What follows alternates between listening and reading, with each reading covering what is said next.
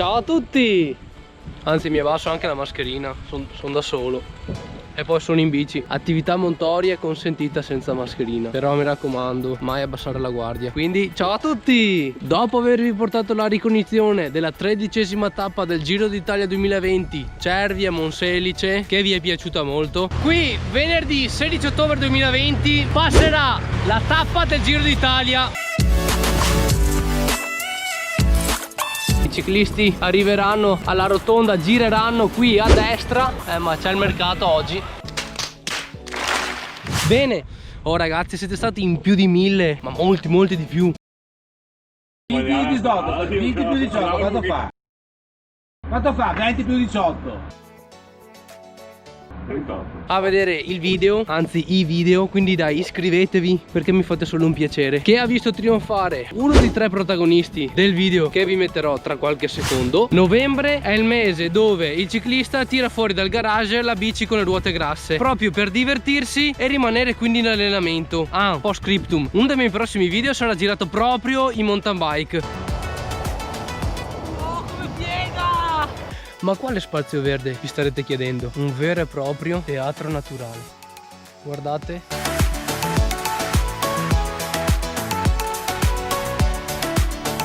Quindi iscrivetevi già al canale, attivate la campanellina, quella proprio che viene suonata all'ultimo giro nel velodromo, nella Parigi-Roubaix. Gli altri ciclisti conosci bene che campana è, vero?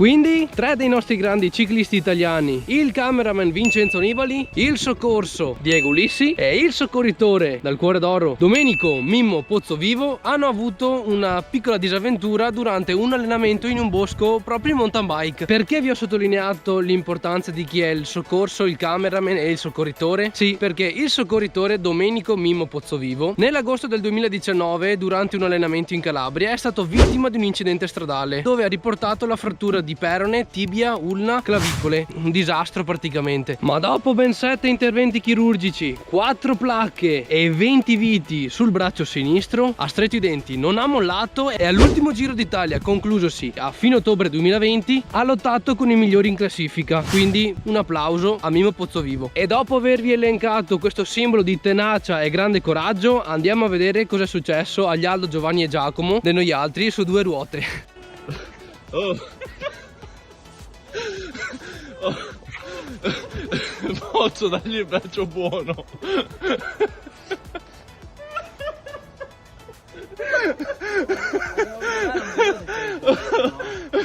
Oh.